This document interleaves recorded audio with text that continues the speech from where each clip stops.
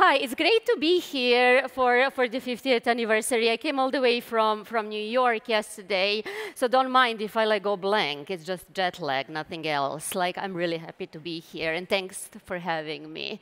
So in addition to being an egomaniac, I'm kidding. I'm a strategist, writer and doctor of sociology. I work with luxury, fashion, and lifestyle brands and help those clients who are disrupted by technology to understand how to better use it in order to connect with their customers and achieve business results. I have a strong customer-centric approach as a strategist, and customer experience and how it's designed is a starting point in finding new revenue opportunities in organizational analysis and deciding on go-to-market strategies. So there is a saying that history doesn't repeat itself, but that it rhymes. So I'm here today to talk about how we can trace and make maybe parallels, or as a starting point, to look at what happened to newspapers as what is going on with physical retail. After that, part of my presentation is going to be dedicated to what approach is best for fashion brands in navigating the unbundled and heavily networked and aggregator fashion landscape. And the final part, there are going to be some recommendations on the shifts in media and brand and marketing behavior of fashion brands that are caused by changing consumer behavior and technology. Yeah, so if we look for a second about the parallel between physical retail and newspapers, we can see that both of them have high fixed costs and decreasing revenues. They all have diminishing physical distribution advantages. They also go through unbundling. And when I say unbundling, I mean previous aggregators and bundles are now getting disintermediated, disunbundled, and new networks and aggregators are getting formed. And recently, I've seen online an article that was saying, the great retail apocalypse. It was written by Atlantic, and I was like, this sounds familiar, because only 3 months prior, the same publication had a great print apocalypse. I don't think it's necessarily apocalyptic to talk about it. It's just what forces us to rethink how we think about physical retail, and what does it mean to reinvent what physical retail experience is. All of this is granted, I operate in a US market and a global market, but US is my base.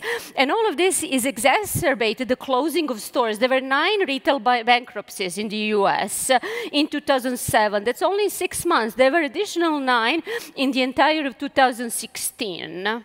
Those who didn't close who didn't go bankrupt, they closed their stores. Around 100 of stores, Sears, Kmart, Macy's, Radio Shack, all of them are slashing their stores across the board. So now, granted, in US, the retail footprint per capita is higher in any or other developed nation. So we had a lot of stores and malls to start with, and now those malls are used as skate parks and trampoline parks. This is a real true story, actually. So, and if you looked at in a parallel, how much newspaper revenue decreased in the last 15 years. In 2000, it was $60 billion. In 2015, it was 20. That's a lot. Big difference. So now it's not only about technology. It's easy to say, oh, we have a new technology, what are we going to do with it? It's actually about consumer behavior. So what kind of experiences and behaviors are consumers now expecting from their retail experience? That is really the question. Because the moment when they're migrating from consuming products and bundles and all aggregators like retail stores or single fashion brands to networked and aggregated retail space, the question is that we have so many more retail touch points. However, here, it's not only about having more and more ways to buy something and more places in terms of matching luggage and expecting that people, if we put it in all possible touch points, that people are going to buy the same thing. Actually, when we change where things get bought, we change also what gets bought. If you go to a Barney's in Brooklyn near my apartment and say, hey, I want to buy a dress to wear tonight. You're going to have a shop assistant. They're going to help you in the wardrobe. They may bring shoes with it. They may bring other things. You go to Barney's online, you may not even pay attention to that dress because that dress was installed on a mannequin. It caught your attention.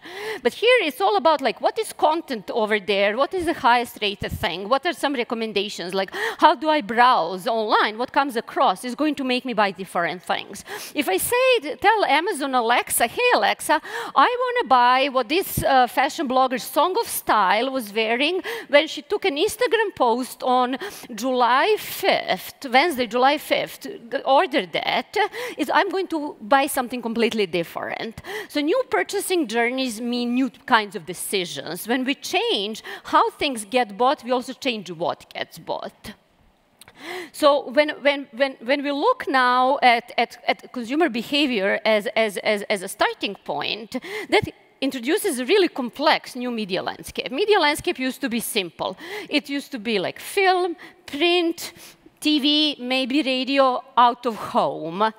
Then consumers started behaving like combining inspiration and purchase, finding information in unexpected places, moving non-linearly through their customer journey. And it didn't help matters that fashion brands responded by showing collections in season, by releasing their print and digital ads simultaneously, by allowing people to buy items straight off the runway. In this complex environment, we can't expect anymore as marketers, we can't expect anymore that consumers are going to act on our communication in isolation. Instead, we need to consider the entire customer experience, figure out what our information needs or our customers in a different steps.